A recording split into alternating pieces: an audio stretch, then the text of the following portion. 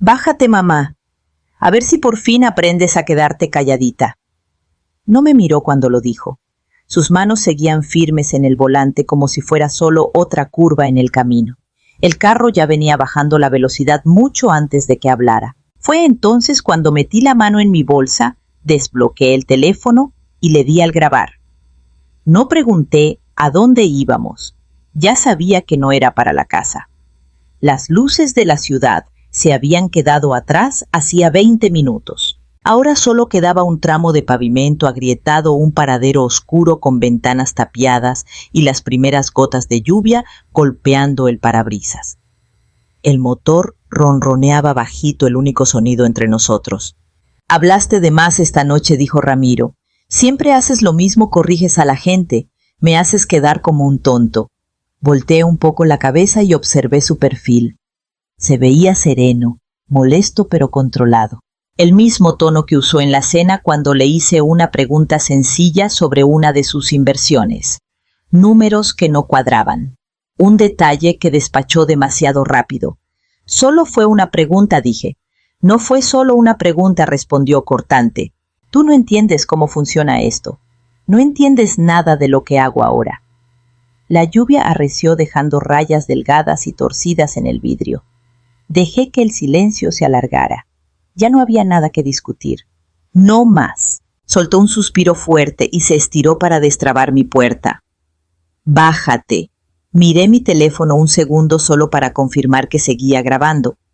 Luego abrí la puerta y puse un pie en el asfalto mojado. El frío me caló enseguida por los zapatos punzante y real. Cerré la puerta con cuidado. Por un momento no se movió. Después el carro avanzó las llantas, rodando los faros, cortando la lluvia antes de perderse en la carretera oscura. Me quedé viendo hasta que las luces traseras rojas desaparecieron. El aire olía a lluvia y a metal, vacío, silencioso. Conté en voz baja. 10, 20, 30. Al llegar a 60 me detuve. Fue entonces cuando aparecieron otros faros detrás de mí, firmes y acercándose justo donde esperaba que estuvieran. Para cuando aquellos faros me alcanzaron, yo ya sabía de quién eran. Pero antes de esa noche, antes de la lluvia, antes del camino, yo llevaba una vida mucho más tranquila. Mi casa estaba al final de una calle angosta en Ajijic, pagada desde hacía años, con cada rincón arreglado exactamente como a mí me gustaba. Sin ruido, sin sorpresas. Después de jubilarme, mantenía todo sencillo, cuentas al día, saldos equilibrados, puertas cerradas por la noche. Ramiro ya no formaba parte de esa rutina desde hacía mucho. Luego, 6 meses atrás, regresó. Empezó de a poco. Una llamada. Luego una cena por semana. A veces traía el mandado, preguntaba por la casa y se ofrecía a ayudar a organizar las cosas. Decía que a mi edad no debía manejar todo sola. No discutí, solo escuché. Fue entonces cuando empezaron los papeles. «Son cosas normales», me dijo una tarde extendiendo documentos sobre la mesa de la cocina, para facilitar las cosas después. Planeación patrimonial, consolidar cuentas, nada complicado. El lenguaje era limpio, profesional. Casi demasiado limpio. Yo leí cada página.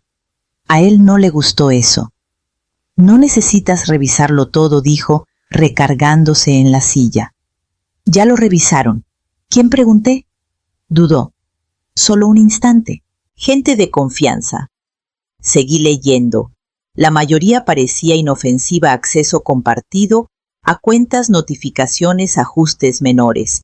Cosas que sonaban razonables si no mirabas con atención, pero un documento no encajaba con los demás.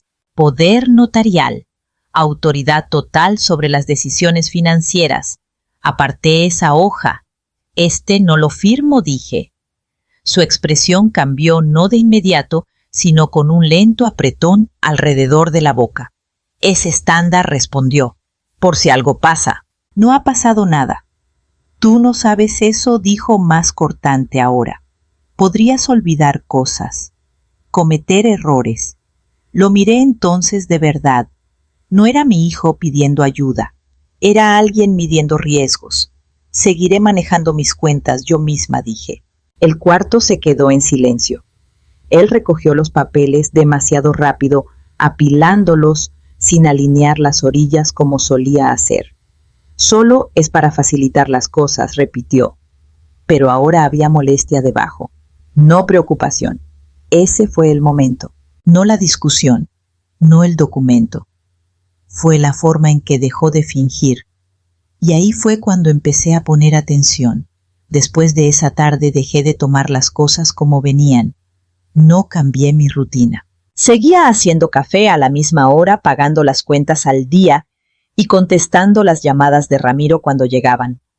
Pero empecé a mirar más de cerca los detalles que antes aceptaba sin cuestionar. La primera irregularidad fue tan pequeña que casi se podía ignorar. Un retiro de menos de 2,000 pesos etiquetado como cuota de servicio que yo no reconocía. Ahí estaba calladito en el historial, fácil de pasar por alto si no estabas acostumbrada a que los números cuadraran. Revisé la cuenta al día siguiente y al otro. Aparecieron 2 más, montos diferentes, etiquetas diferentes, mismo patrón. Entré a mi correo y busqué alertas. Había varias que no había notado antes, notificaciones de intentos de inicio de sesión desde un aparato que yo no usaba. La ubicación coincidía con el edificio donde Ramiro tenía su oficina. No reaccioné de inmediato. En cambio, guardé todo. Capturas de pantalla, fechas y horas, registros de actividad. Creé una carpeta aparte y la nombré con la fecha. Sin comentarios, sin conclusiones, solo registros. 2 días después se lo mencioné durante la cena. ¿Has intentado entrar a mis cuentas últimamente?, pregunté, manteniendo un tono neutro. Ni siquiera se detuvo. No. ¿Para qué? Hubo unos intentos de login marcados. Se encogió de hombros. Seguro fue un error del sistema. Los bancos ahora exageran con todo. ¿Y los retiros? ¿Qué retiros? Le dije las cantidades. Se recargó hacia atrás, soltando el aire como si le hubiera preguntado algo absurdo. Eso es normal. Cuotas automáticas, cosas de atrás del sistema. Estás viendo fantasmas. Lo observé mientras hablaba. No lo que decía, sino lo rápido que lo despachó. Sin curiosidad, sin preocupación, solo evasión. Está bien, dije. No insistí más. Esa noche agregué su respuesta al archivo. Palabra por palabra lo mejor que recordaba. Todavía no buscaba probar nada. Solo estaba armando un expediente. Desde entonces, todo tuvo su lugar. Cada conversación, cada discrepancia, cada vez que desviaba una pregunta en vez de contestarla. No por miedo, por claridad. 3 días después abrí mis contactos, pasé los nombres que no había usado en años y me detuve en uno que nunca pensé necesitar de nuevo antes de marcar. Teófilo contestó al segundo timbre. Su voz no había cambiado. Medida directa, sin calidez de más. Hacía años que no hablábamos, desde la época en que yo aún hacía revisiones de cumplimiento que a veces tocaban temas de seguridad. No preguntó por qué llamaba. Preguntó dónde. Nos vimos 2 días después en una oficina discreta que rentaba bajo otro nombre. Necesito observación, le dije. No intervención. Todavía no. Me estudió un momento como sopesando lo que no estaba diciendo. ¿Patrones?, preguntó. Sí. Asintió una sola vez. Sin preguntas sobre familia. Sin suposiciones. Por eso lo llamé a él. Empezamos por lo básico. Un dispositivo de rastreo se colocó discretamente dentro de mi reloj de pulsera, todo documentado, calibrado y probado. Teófilo lo configuró para que los datos se enviaran a un servidor seguro al que yo no podía acceder ni modificar. Si algo pasaba, habría un registro independiente. Después vino la comunicación. Un teléfono secundario de prepago registrado a otro nombre. Se quedaba en mi bolsa apagado salvo cuando hiciera falta. Teófilo programó 3 números, el suyo, uno de contacto legal y una línea de emergencia que pasaba por un despachador privado. Úsalo solo si falla el principal, dijo. Acepté. Luego revisamos mis cuentas, apreté los permisos de acceso, eliminé autorizaciones antiguas y activé alertas en capas que marcaban hasta los cambios más pequeños. Cada intento de login ahora generaba un reporte que no se podía borrar desde atrás, sin anuncios, sin cambios visibles que Ramiro pudiera cuestionar. Lo legal vino al final. Programé una cita con la excusa de actualizaciones rutinarias. Revisé mi testamento. La casa pasó a un fideicomiso revocable con términos claros, ningún control externo, sin mi consentimiento directo, ninguna herencia automática ligada a reclamos de incapacidad. Todo quedó documentado, notariado y guardado en 2 lugares. Cuando terminé, ya no quedaba nada urgente por hacer, solo esperar. Teófilo cerró su libreta y me miró. ¿Exactamente para qué nos estamos preparando? Sostuve su mirada sin especular, solo con la certeza que ya había visto. Para el momento en que deje de pedir, dije, y empiece a actuar como si ya fuera suyo. Teófilo no respondió de inmediato. Solo asintió, como si esa respuesta le hubiera dicho todo lo que necesitaba saber antes de la noche en que Ramiro me invitó a cenar. La cena había sido idea suya. Reservación hecha con días de anticipación, una mesa lo suficientemente apartada para sentirse privada, pero no aislada. Saludó al mesero por su nombre. Todo en la velada estaba arreglado con intención. Ramiro controló el ritmo desde que nos sentamos. Pidió por los 2 sin preguntar. Eligió el vino. Dirigió la plática hacia temas seguros, su trabajo, viajes recientes, gente que yo no conocía y no tenía razón para cuestionar. Para cualquiera que nos viera, habría parecido un hijo cuidando a su mamá. Pero yo ya había escuchado lo que decía cuando creía que no lo oía. 3 noches antes había regresado de la tienda más tarde de lo esperado. Su carro estaba en la entrada de mi casa, motor apagado. Él estaba dentro, hablando por teléfono en la cocina. Ha estado olvidando cosas, decía a voz baja pero clara. Cosas pequeñas al principio, pero se está poniendo peor. Me detuve en el pasillo fuera de su vista. No va a aceptar nada por las buenas, continuó. Por eso pregunto por la tutela. Si logro mostrar un patrón... Hubo una pausa mientras la otra persona hablaba. Sí, el control financiero vendría con eso. Ese es el punto. No me moví, no interrumpí. Solo escuché hasta que terminó la llamada y luego entré como si acabara de llegar. En la cena lo observé más de cerca de lo que escuché. Cuando pregunté por su firma de inversiones, una sola pregunta sobre un rendimiento que había mencionado, su reacción fue demasiado rápida. Tú no entenderías cómo funciona eso, dijo más cortante de lo necesario. Explícamelo, respondí. Sonrió entonces, pero la sonrisa no le llegó a los ojos. Es complicado. La conversación cambió de inmediato. No dejó que se quedara ahí. Fue entonces cuando entendí. No era frustración, no era vergüenza, era contención. Cada palabra, cada escenario, cada reacción estaba controlada porque algo más grande dependía de ello. Para cuando salimos del restaurante, el plan ya estaba en marcha. Subí al carro sabiendo que la noche no había terminado, solo pasaba a la siguiente fase. Y mientras las luces de la ciudad se desvanecían atrás y la carretera se vaciaba adelante, reconocí la certeza silenciosa de lo que él intentaba crear antes de que el carro empezara a reducir la velocidad. La lluvia cayó con más fuerza una vez que el carro desapareció. No empezó de golpe. Se fue armando gotas finas al principio, luego más pesadas, hasta que su sonido llenó el espacio vacío a mi alrededor. Me quedé donde me había dejado, teléfono todavía en la mano, grabando. Los dedos se me habían enfriado, pero no los moví para calentarlos. Esa sensación ayudaba, mantenía todo claro.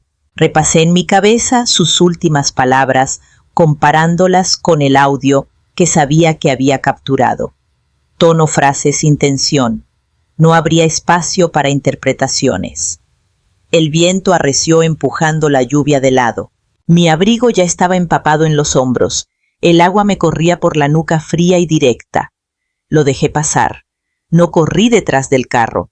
No grité su nombre. Conté. 10, 20, 30. A los 40, ajusté el agarre del teléfono, revisando la señal sin bajarlo del todo. Seguía grabando. 50.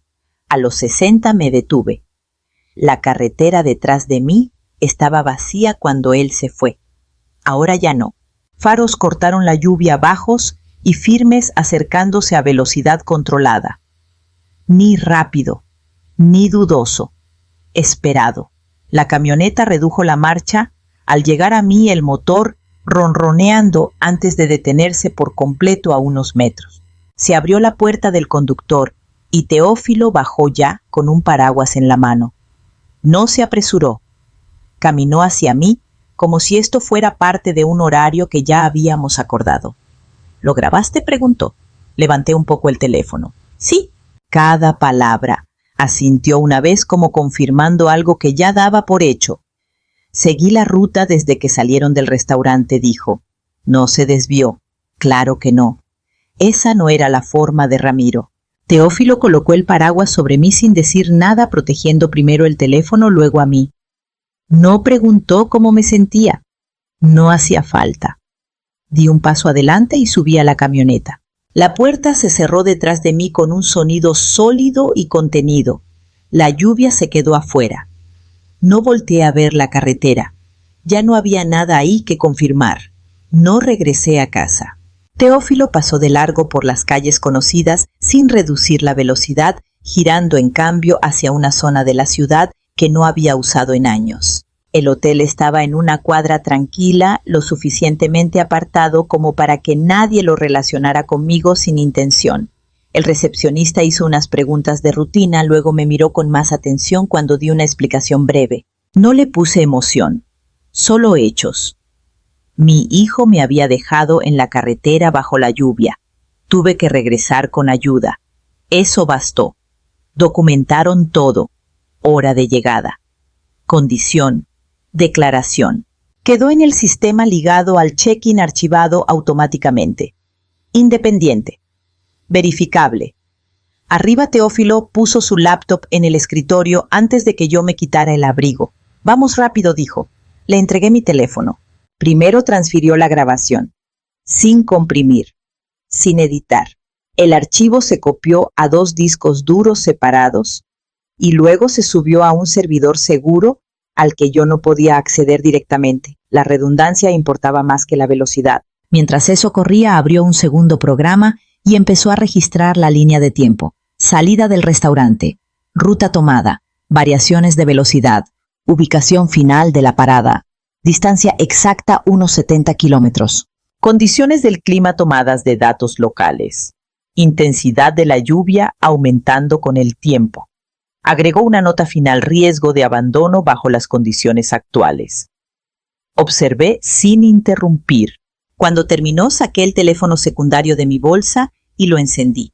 Ella contestó de inmediato. Ya lo tengo, dije. Grabación completa. Con hora y fecha. Documentación externa en su lugar.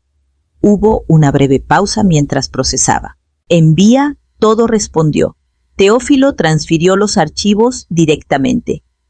Sin reenvíos. Sin cuentas personales. Cadena de custodia limpia. Esperamos. No mucho. El teléfono vibró en mi mano. Su voz sonó firme cuando habló de nuevo. Podemos actuar ahora. Terminé la llamada y dejé el teléfono entendiendo ya que lo que seguía no se iba a desarrollar despacio. Estaba despierta antes de que saliera el sol. No por ansiedad, por timing. Teófilo ya había terminado sus reportes. Los archivos habían sido recibidos, verificados y registrados. Lo que quedaba era la ejecución y eso no necesitaba ruido. A las 6:12 de la mañana llegó la primera alerta. Varios intentos fallidos de inicio de sesión. Ramiro. Lo intentó de nuevo 2 minutos después. Y otra vez. El sistema marcó cada intento automáticamente y bloqueó el acceso después del tercero. Una notificación confirmó lo que yo ya sabía: su dispositivo ya no tenía permiso para entrar. A las 6:20 el fideicomiso activó sus protecciones secundarias. Todos los puntos de acceso vinculados fueron revisados y restringidos.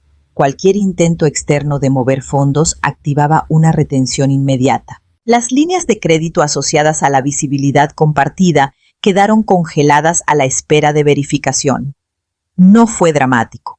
No se veía desde afuera, pero fue definitivo. Mi teléfono permaneció boca abajo sobre la mesa. A las 6:27 empezó a sonar. Lo dejé seguir. Después vino el buzón. Luego otra llamada.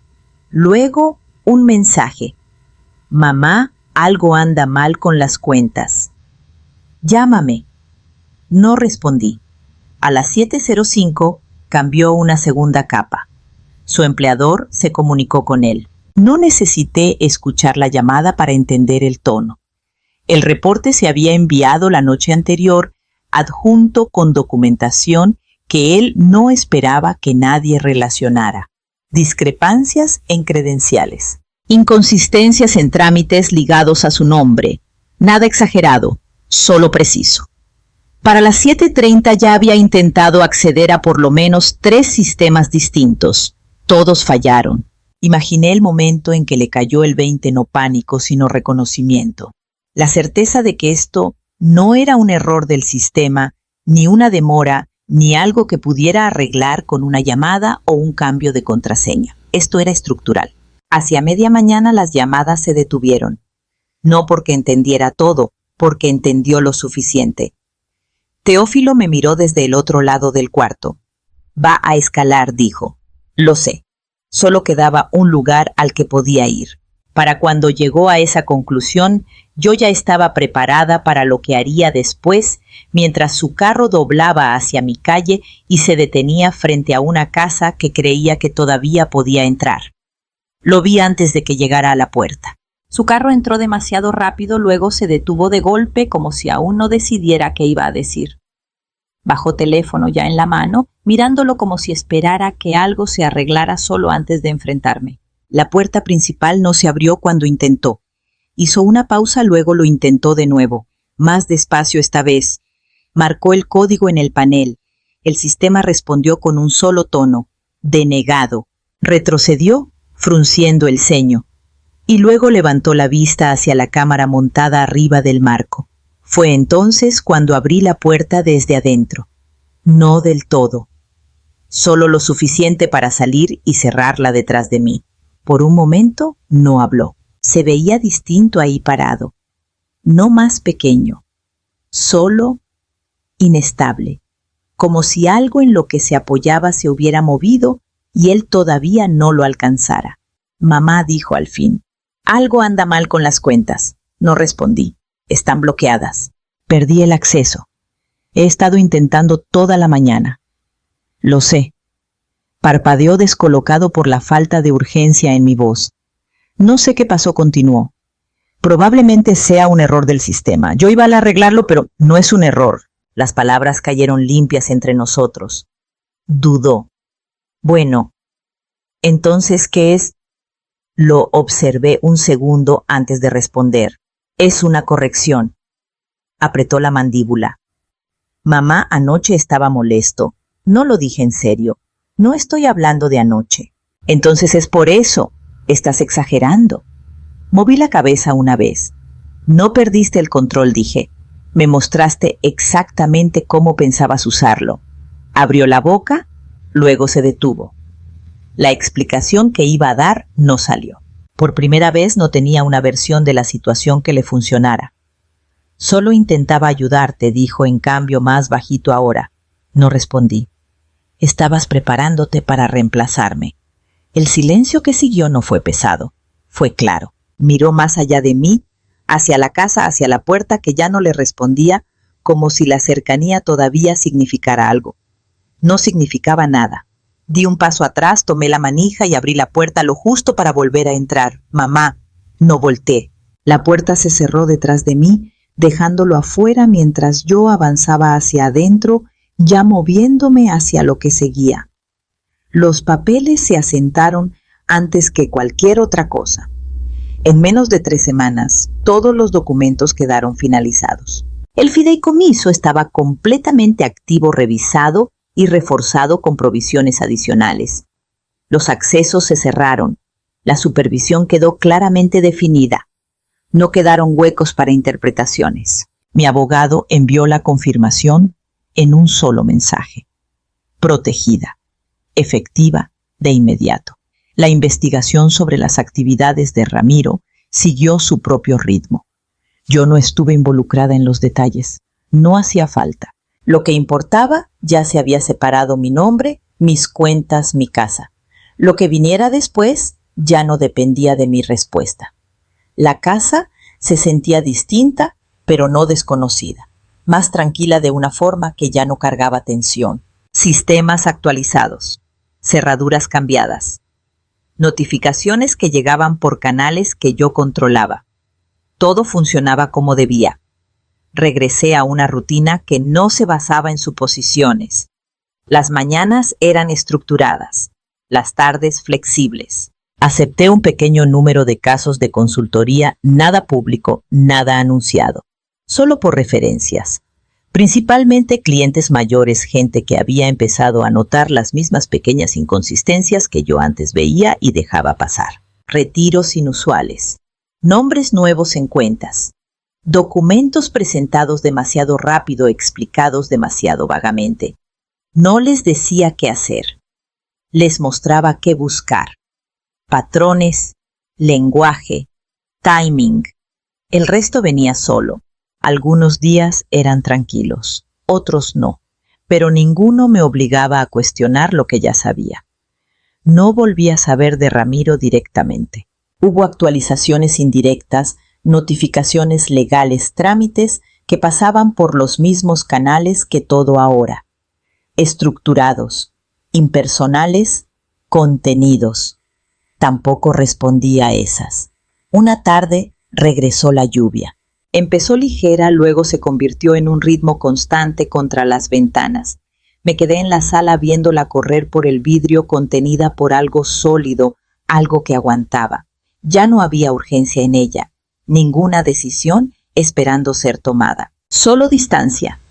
Me alejé de la ventana dejando el sonido atrás y seguí con lo que ya había elegido no volver a revisar.